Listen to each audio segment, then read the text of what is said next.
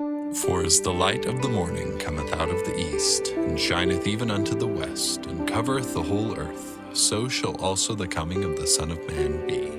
Therefore sanctify yourselves, that your minds become single to God, and the days will come that you shall see him. For he will unveil his face unto you, and it shall be in his own time, and in his own way, and according to his own will. This is unveiling Jesus Christ. Hello and welcome to this podcast on Unveiling Jesus Christ. I'm John Cassanet, and in my last podcast I talked about the 70 weeks prophecy of the prophet Daniel found in Daniel 9 verses 24 through 27. More specifically, I talked about the predicted events in that prophecy during the first 7 weeks of 7 years or 49 years in Daniel 9:25. This time period coincided with the rebuilding of Jerusalem from about 445 BC to 396 BC.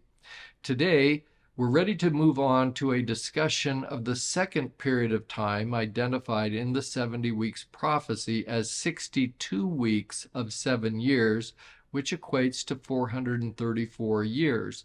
Events in this period, including specifically the Abomination of Desolation in 168 BC, foreshadows the final Abomination of Desolation in the time of the Second Coming, including during the 70th week of 7 years in the 70 weeks prophecy. So I've mentioned this Abomination of Desolation in 168 BC previously, but today we will do a deep dive into this historical information that includes the successful Maccabean War for Jewish independence. For the nutshell version of this podcast, you can check out section 161 in my book that you can find on unveilingjesuschrist.com. The second period of 62 weeks of 7 years, or 434 years, coincides with the intertestamental period of the Bible when there were no prophets among the Jews. William Griggs describes the absence of prophecy in this time of Jewish apostasy, saying, R.H. Charles, one of the greatest scholars of this apocryphal literature, pointed out that from early intertestamental times, most Jews had come to believe that the heavens were sealed and that the spirit of prophecy had departed from Israel. For example, the Pharisees went so far as to ignore even a genuine heavenly voice on the grounds that God had already revealed to Moses on Sinai everything he would ever reveal. Close quote. When I speak of the intertestamental period, I'm describing the time between Malachi as the last prophet of the Old Testament and John the Baptist as the first prophet of the New Testament. Kent Jackson describes the absence of prophets among the Jews during this period of time, saying, 3 distinct features characterize the revealed religion of the Old Testament: Scripture, temple, and prophecy. Each of these suffered corruption in the apostasy that ended the Old Testament period and ripened in the intertestamental period of about 500 BC to AD 30. We have no evidence that God sent any more prophets to Israel after Malachi about 490 BC. The keys, the kingdom, the power, and the glory had departed from the Jews, taught Joseph Smith, and John, the son of Zechariah, by the holy anointing and decree of heaven, would be the next legal administrator to hold the prophetic office. Close quote. The intertestamental period was not a blessed time among the Jews. In the book of Revelation, this time period coincides with the 4th pale horse of the apocalypse. The pale color of this horse represents a sickly condition that corresponds with the spiritually sick Jews during the 4th seal, as I discussed in my podcast on June 23 of 2024. Jameson, Fawcett, and Brown also explained Daniel's prophecy of how there would be no prophets among the Jews during the 62 weeks of 7 years in the 70 weeks prophecy, saying, in the long period of the Gentile times, the beginning period of half a millennium was marked off, 70 weeks of years divided into 7 weeks of years at the beginning and 1 week of years at the close, during both of which periods God was to vouchsafe revelations, and 62 weeks of years intervening in which there was to be none. Close quote. The Jews were spiritually sick during the 62 weeks of 7 years that marked the intertestamental period, but their spiritual condition was made worse by their physical circumstances. They were effectively in bondage to the empires of Medo-Persia from 538 to 330 BC, and then Greece from 330 to 160 BC, and to the Romans, who came to power in 160 BC and took control of Judea in 63 BC. The Roman Empire was still in power when the 434 years ended with the crucifixion of Jesus Christ. David Galbraith explains how the Romans made their entry into Jerusalem as a conquering empire, saying, in 63 BC, Pompey marched his Roman armies down the Jordan Valley and up to Jerusalem, entered the Holy of Holies of the temple, and proclaimed Jerusalem subject to the authority of Rome. Close quote. The Roman presence in Jerusalem remained for hundreds of years, as explained in the Book of Mormon Reference Companion, saying, the Romans, who had been expanding their control over the countries around the Mediterranean Sea for over a half a century, gained control of Samaria and Israel in 63 BC. Judea, the Greek form of the name Judah, and the rest of the land of Israel remained under Roman and then Byzantine or Eastern Roman Empire control until the Arabs arrived in AD 638. Close quote. During this second period of 434 years in the 70 weeks prophecy, we have an abomination of desolation that was also predicted by Daniel. I discussed this abomination generally in my podcast on June 15 of 2025. I'm now going to take some time in this podcast to discuss what happened to the Jews and Jerusalem in more detail. This abomination of desolation was carried out by Antiochus IV, known as Epiphanes. The Jews had another name for him, as explained in Nelson's New Illustrated Bible Dictionary, saying, Antiochus IV, who ruled from 175 to 164 BC, surnamed Epiphanes, God manifest, but was called by his enemies Epimanes, or madman. Antiochus IV was one of the cruelest rulers of all time. Like his father, Antiochus III the Great, he was enterprising and ambitious. However, he had a tendency to cruelty that bordered on madness. His primary aim, to unify his empire by spreading Greek civilization and culture, brought him into direct conflict with the Jews. This conflict broke into open rebellion in 167 BC. Accounts of these conflicts are found in the apocryphal book of 2 Maccabees.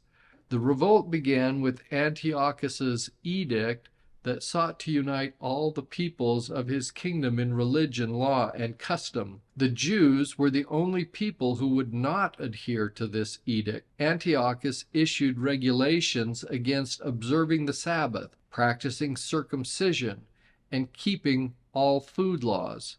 These regulations were followed by the Abomination of Desolation, citing Daniel 11:31. The desecration of the altar of the burnt offering in the Temple of Jerusalem. Jews were forced to participate in heathen festivities and were put to death if they were caught with the book of the law in their possession. Close quote. Easton's Illustrated Bible Dictionary adds that Antiochus IV, surnamed Epiphanes, in other words, the illustrious, succeeded his brother Seleucus in 175 BC. His career and character are prophetically described by Daniel, chapter 11, verses 21 through 32.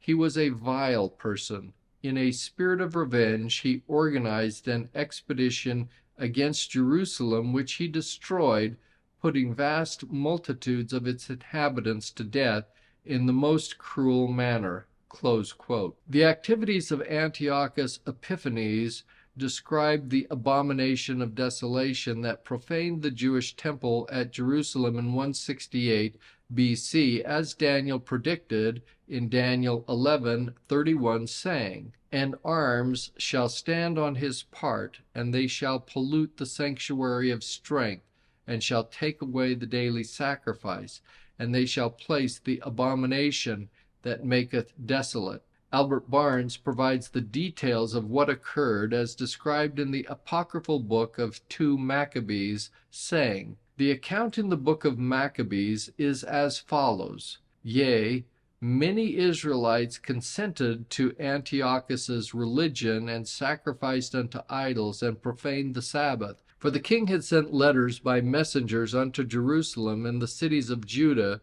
that they should follow the strange laws of the land, and forbid burnt offerings and sacrifices, and drink offerings in the temple, and that they should profane the Sabbaths and festival days, and pollute the sanctuary and holy people, set up altars and groves and chapels of idols, and sacrifice swine's flesh and unclean beasts, that they should also leave their children uncircumcised, and make their souls abominable with all manner of uncleanness and profanation, to the end that they might forget the law and change all the ordinances, and shall take away the daily sacrifice, that is, shall forbid it, and so pollute the temple and the altar as to prevent its being offered."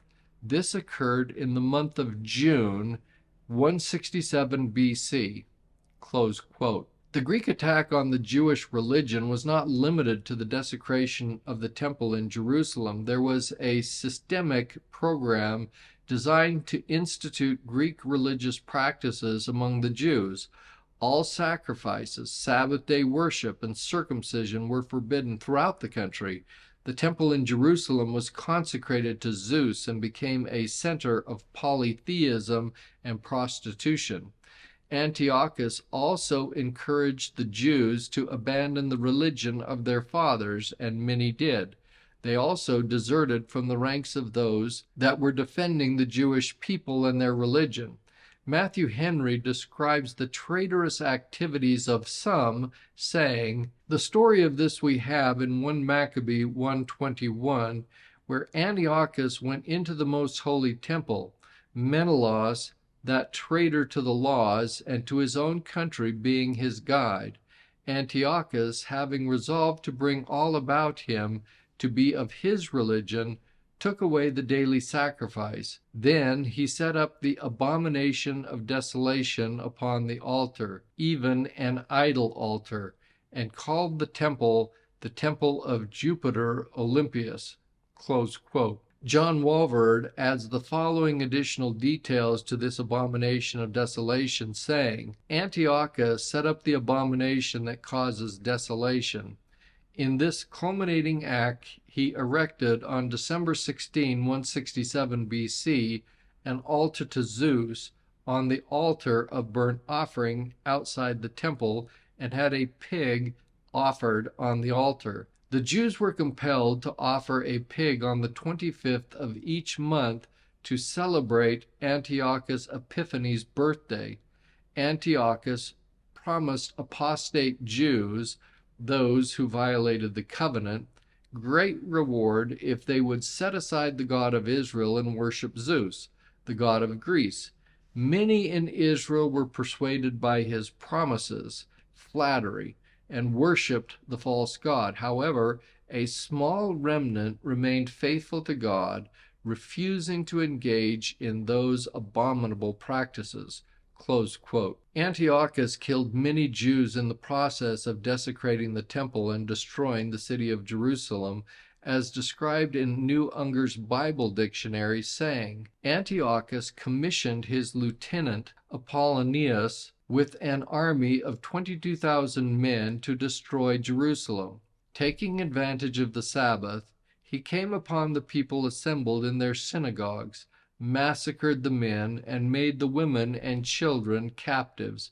He burned the city and erected a fort on the eminence commanding the temple, so that the worshippers approaching it were slain. The place itself was defiled with every abomination, and the daily sacrifice was made to cease, according to the predictions of Daniel. Matters were brought to a height by the famous decree of Antiochus, commanding that all the people should conform to the religion of the sovereign on pain of death. Close quote. The actions of Antiochus sparked a Jewish rebellion led by a patriotic family called the Maccabees, as explained by the Cyclopedia of Biblical, Theological, and Ecclesiastical Literature, saying, many Jews timidly submitted to the royal mandate of Antiochus, being already inclined to Gentilism, but a band of bold patriots united under the Asmonean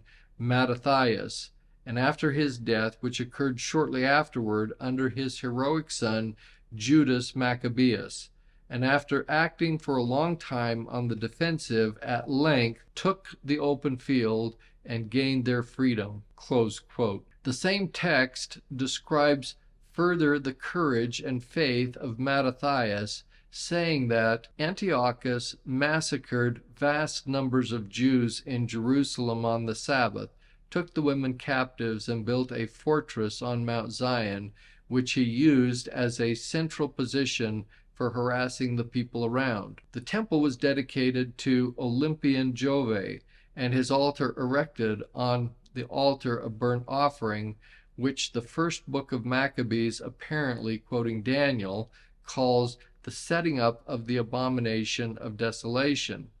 When therefore Epiphanes, the king's officer, came to Modin to put in force the royal edict against the national religion, he made splendid offers to Mattathias if he would comply. The old man, however, not only refused, but publicly declared his determination to live and die in the religion of his fathers, and when a certain Jew came forward to openly sacrifice in obedience to the edict, Mattathias slew him upon the altar. He slew, moreover, the king's commissioner, and destroyed the altar. Then, offering himself as a rallying point for all who were zealous for the law, he fled to the mountains. Many others, with their wives and children, followed his example and fled. Close quote. This was the start of the rebellion that came to be known as the Maccabean Revolt. Mattathias was killed not long after the revolt began, and his son Judas became a brilliant military commander of the rebel force. For all you Star Wars fans, I guess you'd say the Force was strong with him. Early on, the rebels engaged in a guerrilla-style warfare of attacking with a small force from hidden locations and then retreating quickly back into their hiding places. Eventually, they began seizing control of small towns in the countryside around Jerusalem for the purpose of cutting off all the roads leading to Jerusalem. Slowly but surely, the rebels created an effective blockade that made it possible to retake Jerusalem from the Greek Empire. Nelson's New Illustrated Bible Dictionary describes the nature of the Maccabean victory over the Seleucids, saying, as the revolt, led by the pious priest Mattathias and his sons, gained momentum, the Jews united to overthrow Seleucid domination in their land. The Syrians were routed, and the temple was cleansed on the 25th of Chislev, or 165 BC.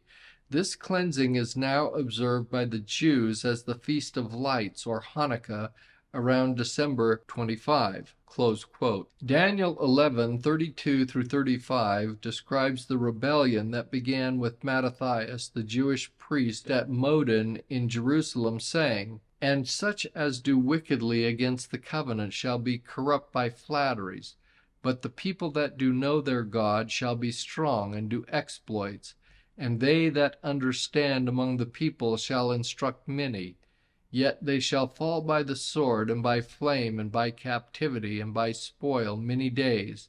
Now when they shall fall, they shall be holpen with a little help. But many shall cleave to them with flatteries, and some of them of understanding shall fall to try them, and to purge, and to make them white, even to the time of the end, because it is yet for a time appointed." Close quote. Once again, Daniel accurately identifies the Maccabees as the people that do know their God almost 400 years before their rebellion that was triggered by the Abomination of Desolation perpetrated by Antiochus Epiphanes. I've referred to the Maccabees several times, but this is a name that does not actually appear in Scripture, as we're told in Easton's Illustrated Bible Dictionary, saying, "It was the name given to the leaders of the national party among the Jews who suffered in the persecution under Antiochus Epiphanes, who succeeded to the Syrian throne in 175 BC. It is supposed to have been derived from the Hebrew word Maccabah, meaning hammer, as suggestive of the heroism and power of this Jewish family, who are, however, more properly called Asmoneans or Hasmoneans, the origin of which is much disputed. After the expulsion of Antiochus Epiphanes from Egypt by the Romans, he gave vent to his indignation on the Jews, great numbers of whom he mercilessly put to death in Jerusalem. He oppressed them in every way and tried to abolish altogether the Jewish worship. Mattathias, an aged priest, then residing at Modin, a city to the west of Jerusalem, became now the courageous leader of the national party, and having fled to the mountains, rallied around him a large band of men prepared to fight and die for their country and for their rebellion, which was now violently suppressed." Close quote. After 3.5 years of fighting, the Maccabees drove Antiochus from Jerusalem, and the temple was rededicated in about 164 or 163 BC, as explained by James Talmage, who wrote that about 164 to 163 BC, the Jewish people threw off, in part at least, the alien yoke as a result of the patriotic revolt led by the Maccabees, the most prominent of whom was Judas Maccabeus. The temple service, which had been practically abolished through the proscription of victorious foes, was reestablished. In the year 163 BC, the sacred structure was rededicated, and the joyful occasion was thereafter celebrated in annual festival as the Feast of Dedication. Close quote. This rededication celebration is also known today as Hanukkah, which means dedication, and it's mentioned in the New Testament in John 10:22. The celebration is also called the Feast of Lights, as explained by Daniel H. Ludlow, who said that Judas prevailed in battle against the Seleucids and retook Jerusalem, saying, "Judas then proceeded to purify the temple, which for 3 years had been used to make offerings to Zeus, and restore the worship of Jehovah.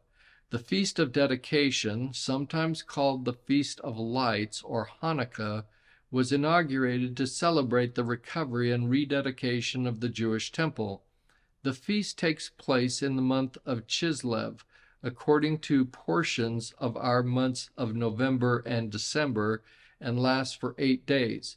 It is marked by elaborate meals, special synagogue services, and extra illumination in all homes, hence its title, Feast of Lights." Close quote. After the temple in Jerusalem was rededicated, the Maccabees had further military victories that eventually led to a free and independent Jewish nation within the larger Greek Empire, as described by S. Kent Brown, who said, struggling to maintain their distinctive religious identity amid the rising tide of Hellenism, the Jewish people successfully resisted attempts by Antiochus IV to eradicate their faith and practice. Led by Mattathias and later by his sons, the initial revolt led to a long guerrilla war that, despite tremendous odds, ended in victory.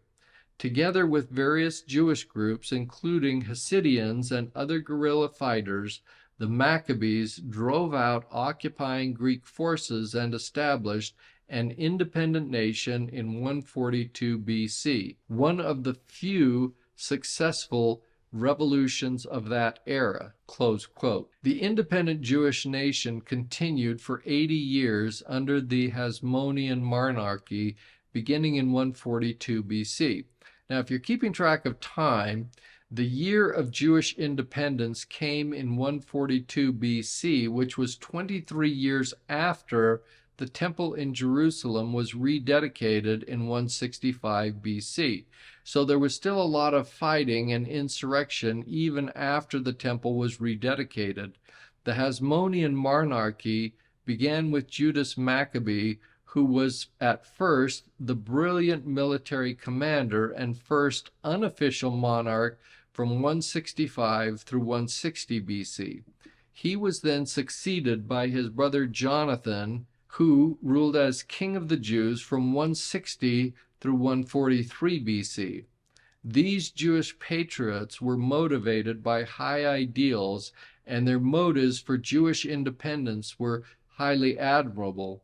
But sadly, their success and elevation to the Jewish monarchy led them in paths of corruptions like previous rulers before them. This was the state of affairs when the Jewish nation was conquered by the Roman Empire. Jewish independence ended with the Roman conquest of Judea in 63 BC, as explained by S. Kent Brown, saying, "In the fall of 63 BC, after 80 years of independence, the Jews were again subject to a foreign power, Rome, although they maintained a measure of autonomy under Hyrcanus, who was confirmed as high priest and given the title ethnarch instead of king. With Pompey's capture of the city that year, the Hasmonean dynasty lost most of its life. The Roman general reduced the Hasmonean kingdom, stripping virtually all the territorial gains made during the prior Hasmonean expansion. Greek and other Hellenized cities in the old Hasmonean realm were given independence and placed under the protection of the governor of Syria.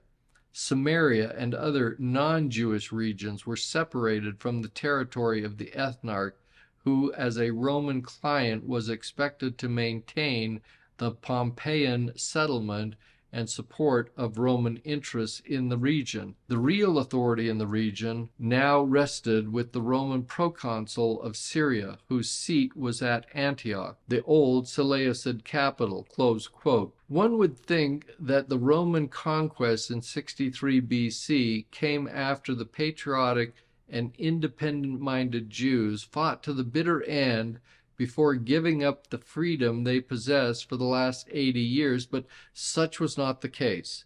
Pompey, the Roman general who overthrew Jerusalem, did so with virtually no resistance from the Jews because of political infighting between the rival leaders within the Hasmonean family by the name of Hyrcanus and Aristobulus, which goes to show that a house divided against itself cannot stand. The sad tale to the end of a free Jewish state is explained by Kent Jackson, who wrote, "Roman legions had been in Samaria since 65 BC.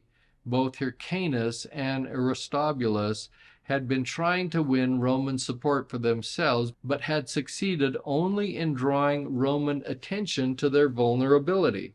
When the Roman general Pompey decided in 63 BC to enter Jerusalem with his army, the supporters of Hyrcanus opened the gates to him, but the followers of Aristobulus and whoever else opposed Roman intervention barricaded themselves on the Temple Mount. When Pompey stormed the temple, 12,000 Jews died, including the priests who were sacrificing at the altar and would not be distracted from their duties. When the fighting was over, Pompey himself entered the Holy of Holies, but he did no physical damage to the temple. He installed Hyrcanus as high priest and nominal ruler of Judea, but Jewish independence had been lost. From that time forward, Judea was in bondage to Rome. Close quote. Pompey's victory over the Jews was just one of many for the Roman Empire that achieved empire status at a much earlier date. In fact, at about the same time that Antiochus Epiphanes defiled the Jerusalem temple in 168 BC, Rome was well on its way to becoming the world power that would replace the Greek Empire. In a strange turn of events, the Jews can actually blame the Romans in part for the atrocities committed against them in 168 BC at the hand of Antiochus. This strange truth is explained by Matthew Henry, who tells us that before Antiochus committed the abomination of desolation in 168 BC in Jerusalem, he went at the head of a military expedition to Egypt with the aim of conquering that people. When he got there, however, the Romans beat him to the punch, and Antiochus ended up fighting the Romans. The Romans succeeded in conquering Egypt and basically sent Antiochus packing. Matthew Henry then explains that because Antiochus could not gain his point in Egypt by reason of the Romans interposing, Antiochus wreaked his revenge upon the poor Jews, who gave him no provocation, but had greatly provoked God to permit him to do it. Close quote. In short, Antiochus was like a schoolyard bully that got bested to his great embarrassment in front of his friends, and now he wanted to take out his frustration on someone weaker than himself. So he's en route back from Egypt, where he took his licking and is informed that the Jews were worshiping Jehovah in the temple at Jerusalem, and he had indignation against the Holy Covenant. This is when Antiochus commanded all the Jews on pain of death to conform to the Greek religion, and he carried out the abomination of desolation on the temple and savagely slaughtered a large part of the Jewish inhabitants. As we now come to the end of this podcast, I want to circle back to the topic of Daniel's prediction of the abomination of desolation carried out by Antiochus Epiphanes in 168 BC. In my prior podcast from June 15, 2025, I discussed 4 different abominations of desolation that include the desecration or destruction of the temple and Jerusalem. The first was in 587 BC by Nebuchadnezzar, the Babylonian king, in 168 BC by Antiochus, as I've discussed in this podcast, and in 70 AD by Titus, the Roman general, all of which foreshadow the final abomination of desolation that is to occur at the time of the second coming. So now that you've become a rabid fan of Daniel, I'm going to go down a little bit of a rabbit hole to explain the abomination of desolation that he describes in Daniel 11:31 through 45. These verses describe the 168 BC abomination of desolation by Antiochus that I've been discussing in this podcast, although some scholars believe that these verses describe the Roman abomination of desolation in 70 AD.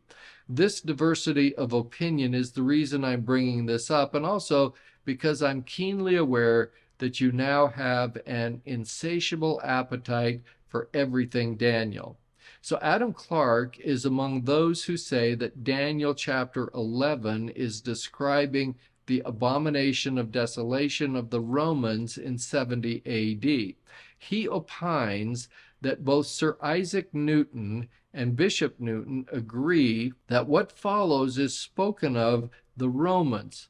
Hitherto, Daniel has described the actions of the kings of the north and of the south, that of the kings of Syria and Egypt, but upon the conquest of Macedon by the Romans, he was left off describing the actions of the Greeks and begun to describe those of the Romans in Greece who conquered Macedon, Illyricum, and Epirus in the year of the era of Nabonassar, 580. By all these steps, the Roman arm stood up over the Greeks, and after 95 years more, by making war upon the Jews, they polluted the sanctuary of strength, the temple, so called by reason of its fortifications, and took away the daily sacrifice, and placed the abomination that maketh desolate, or of the desolator, for that this abomination was thus placed after the time of Christ, appears from Matthew 24:15. Close quote. In short, and by way of summarizing what you just heard, Adam Clarke and other like-minded scholars believe that Daniel 11:31 through 45 describes the Roman conquest of the Jews in 63 BC, as I've just described for you, followed by the Roman abomination of desolation against Jerusalem in 70 AD. That is not the case, however. Rather, starting with Daniel 11:31 and 32, we have a clear description of the abomination of desolation by Antiochus in 168 BC, saying, and I'm now quoting those verses, "And arms shall stand on his," that is Antiochus's, part, "and they shall pollute the sanctuary of strength," that is the temple at Jerusalem, "and shall take away the daily sacrifice, and they shall place the abomination that maketh desolate. And such as do wickedly against the covenant shall he corrupt by flatteries. But the people that do know their God shall be strong and do exploits," that is, the Maccabees. Close quote. These verses clearly describe the Jewish war for independence led by the Maccabees and their patriotic band of brothers, some of whom will die in the battle to try their faith, to purge them, and make them worthy of God's glory until the time of the end, mentioned in Daniel 11:35, saying, "And some of them of understanding," that is, these Jewish patriots, "shall fall, to try them, and to purge them, and to make them white, even to the time of the end," that is, the second coming, "because it is yet for a time appointed." Close quote. We see here a statement of the future that Daniel sees with such clarity that it seems like something that happened in the past. In fact, some scholars believe the book of Daniel had to be written after 168 BC because it describes with such clarity and accuracy the events associated with the abomination of desolation by Antiochus. Albert Barnes makes this observation, saying, "Jerome and most of the Christian fathers suppose that the reference, that is in Daniel 11:31 et seq., is to Antiochus as the type of Antichrist, and that the description passes from the type to the antitype. In this last class are found Bishop Newton, Gil Calvin, Prideaux, Winthe, and Eliot, and others. In this same class is found the name of Porphyry, who maintained that the whole referred to Antiochus, and that the allusion was so clear as to prove this portion of the book written after the events had occurred." Close quote. In Daniel 11:35, desolations are predicted upon the Jewish people until the time of the end, which is the second coming. We now live in the last days and have seen the fulfillment of the prophecy in our past history, and every day we continue to see the fulfillment of this prophecy. Finally, we will continue to see its fulfillment until the time of the end, which is the second coming. Let me point out some of the parallels that exist between the abomination of desolation in 168 BC, which is a type and foreshadow for the future abomination of desolation at the second coming, which is the antitype. These specific parallels exist. In 168 BC, we had the Abomination of Desolation by Antiochus, who desecrated the second temple of Zerubbabel. He destroyed much of Jerusalem and killed many Jews. In the final Abomination of Desolation at the second coming, the Gentile nations will gather for Armageddon and will desecrate the third temple. They will destroy half the city of Jerusalem, leaving only a small remnant of faithful and repentant Jews to survive. These are all things I've talked about in my podcast on June 15 of 2025. But let me add some additional parallels now that we've gone through the history of the Maccabean War of Jewish independence that occurred after the abomination in 168 BC.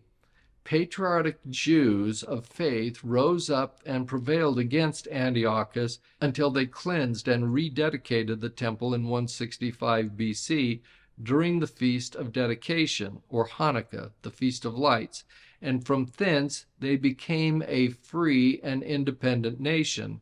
So also at the time of the Abomination of Desolation at the second coming, Christ will fight for the Jewish remnant and will prevail against the Gentile nations that pollute, desecrate, and destroy the third temple during the time of Armageddon. The enemies of the Jewish people who are gathered together at Armageddon will be destroyed, and a fourth temple will be built and dedicated as an LDS temple. There will be reason again to celebrate the Feast of Dedication, and the Jews will again become a free and independent people in their promised land, having Christ as their king. Jameson, Fawcett, and Brown explain these foreshadows further, saying, "And they shall pollute the sanctuary of strength, and they," in other words, Antiochus's host, confederate with the apostate Israelites, these latter attain the climax of guilt when they not only, as before, forsake the covenant, but do wickedly against it, turning complete heathens. Here, Antiochus's actings are described in language which reach beyond him, the type to Antichrist, the antitype, close quote. Warren Wiersbe likewise describes the Abomination of Desolation in 168 BC as a foreshadow for the future Abomination of Desolation at the second coming, saying, Gabriel closes this section about Antiochus by reminding Daniel that what he had related to him had implications for Israel in the time of the end. Although he had spoken about leaders who would appear after the fall of Persia, Daniel could see in those events some of the things that would happen to the Jews in the end times. This was especially true of Antiochus Epiphanes, a clear picture of the future Antichrist. Close quote. Finally, Daniel Whedon has said that other writers believe that with Daniel 11:40, the vision of the prophet fuses two pictures, the triumphs and disastrous end of Antiochus with the victories and final defeat of the Antichrist of whom he was a type. We have already defended this method of interpretation and have no doubt that a counterpart of Antiochus may be found in the antagonists that arose against the theocracy in after ages. But we believe that every prophecy should be explained first with reference to the historic facts of the period concerning which it directly treats. Close quote. All this typology ties in directly to what we see described by John in Revelation 11, which covers the Great Tribulation during the last 3.5 years before the second coming. Kyle and Dillich tell us in their biblical commentary on the Old Testament that the placing of the overthrow of this enemy with his host near the Temple Mountain agrees with the other prophecies of the Old Testament, which place the decisive destruction of the hostile world power by the appearance of the Lord for the consummation of his kingdom upon the mountains of Israel, or in the valley of Jehoshaphat, at Jerusalem, or at Jerusalem. and confirms the result of our exposition that the hostile king, the last enemy of the world power, is the Antichrist. With this also, the conclusion, Daniel 12, 1 through 3, is in harmony. Close quote. Warren Wiersbe makes clear the connection between the typological prophecies in Daniel 11 with the great tribulation described by John in Revelation 11, saying, "The future Antichrist will put his own image in the Jewish temple when he breaks his covenant with the Jews in the middle of the 7-year tribulation period, Daniel's 70th week." Close quote. Notice that he is here quoting Daniel 9:27, which is the 70 weeks prophecy, as well as Daniel 11:31 and Daniel 12:11.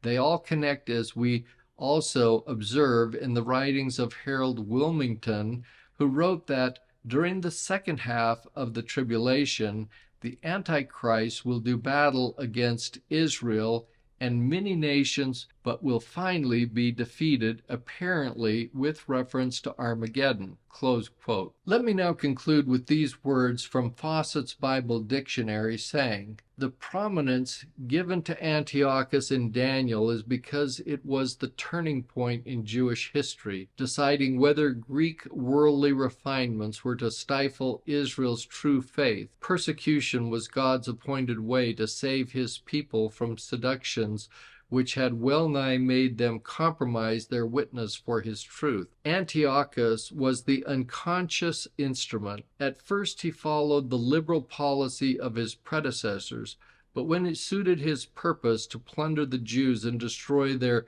polity, he did not hesitate, and was incapable of appreciating the power which true religion called forth. Thus, he is the vivid type of the last Antichrist, whose terrible, though short, persecutions shall drive Israel to their Savior, and so usher in their coming in glory."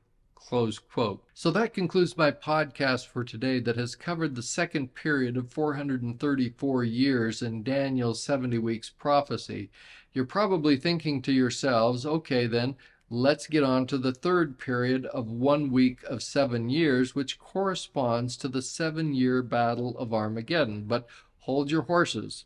Now that's just a little bit of Armageddon play on words. You'll recall that in Revelation 9, the armies of Armageddon are represented by horses that breathe fire, smoke, and brimstone. Oh, you don't remember that? Then check out my podcast from February 11, 2025, and then meet me back here so that you can appreciate my sense of humor. In any event, you need to hold your Armageddon horses, because before we get to the 70th week of 7 years, we have to deal with the 2,000-year gap that exists between the 69th and 70th years. This is what we will begin to cover in my next podcast. I say begin to cover because I will actually break this down into 2 separate podcasts. So until then, thanks for watching, listening, sharing, and subscribing, and to Jen and Kristen for all their help in the production of these podcasts. I'll see you next time on my podcast here on Unveiling Jesus Christ.